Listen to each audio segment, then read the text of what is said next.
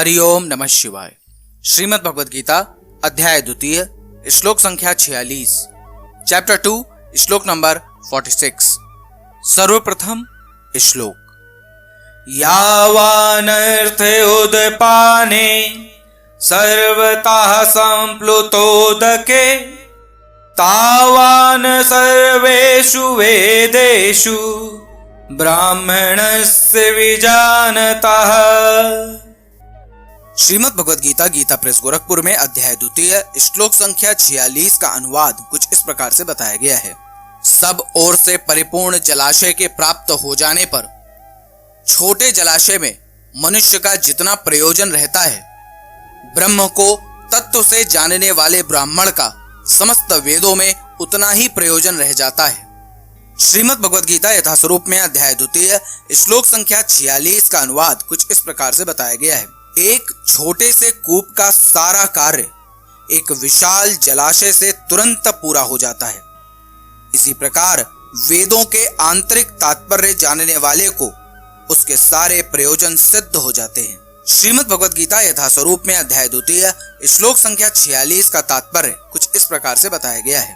वेदों के कर्मकांड विभाग में वर्णित अनुष्ठानों एवं यज्ञों का ध्येय आत्म साक्षात्कार के कृत्रिम विकास को प्रोत्साहित करना है और आत्म साक्षात्कार का ध्येय भगवद गीता के 15वें अध्याय में स्पष्ट किया गया है। वेद अध्ययन का ध्येय जगत के आदि कारण भगवान कृष्ण को जानता है। अतः आत्म साक्षात्कार का अर्थ है कृष्ण को तथा उसके साथ अपने शाश्वत संबंध को समझना। कृष्ण के साथ जीवों के संबंध का भी उल्लेख भगवद गीता के 15वें अध्याय के 7वें श्लोक में ही हुआ है। जीवात्माएं भगवान के अंश स्वरूप हैं, अतः प्रत्येक जीव द्वारा कृष्ण भावनामृत को जागृत करना वैदिक ज्ञान की सर्वोच्च पूर्ण अवस्था है। श्रीमद् भगवद गीता में 3 अध्याय के 33वें स्कंद के 7वें श्लोक में इसकी पुष्टि इस प्रकार हुई है। अहो बत श्रपचो तो गरीयान याजेहाग्रे वर्तते नाम तुभ्यं ते पुस्तपस्ते जुहुवः सश्रुरार्या ब्रहाणो चुर्नाम गृणन्ति एते।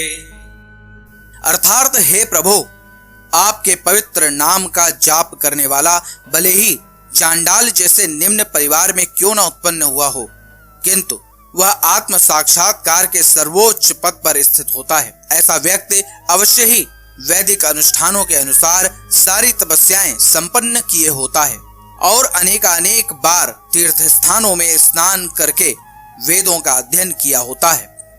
ऐसा व्यक्ति आर्य कुल में सर्वश्रेष्ठ माना जाता है। अतः मनुष्य को इतना बुद्धिमान तो होना ही चाहिए कि केवल अनुष्ठानों के प्रति आसक्त न रहकर वेदों के उद्देश्य को समझें और अधिकाधिक इंद्रिय तृप्ति के लिए ही स्वर्गलोक जाने की कामना न करें।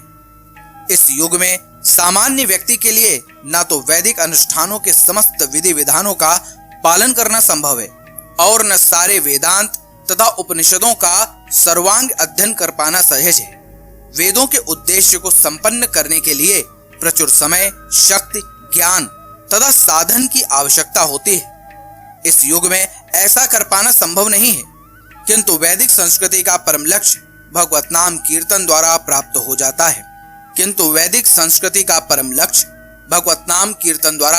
जाता है। जिसकी संस्तुति पतित आत्माओं के उद्धारक भगवान चैतन्य द्वारा हुई है। जब चैतन्य से महान वैदिक पंडित प्रकाशानंद सरस्वती ने पूछा कि आप वेदांत दर्शन का अध्ययन न करके एक भावुक की भांति पवित्र नाम का कीर्तन क्यों करते हैं, तो उन्होंने उत्तर दिया कि मेरे गुरु ने मुझे बड़ा मूर्ख समझकर भगवान कृष्ण के नाम का कीर्तन करने की आज्ञा दी।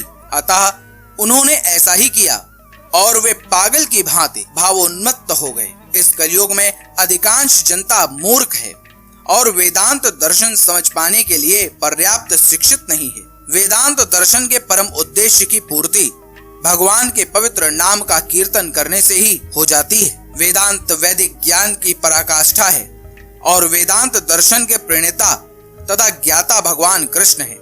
सबसे बड़ा वेदांती तो वह महात्मा है जो भगवान के पवित्र नाम का जप करने में आनंद लेता है।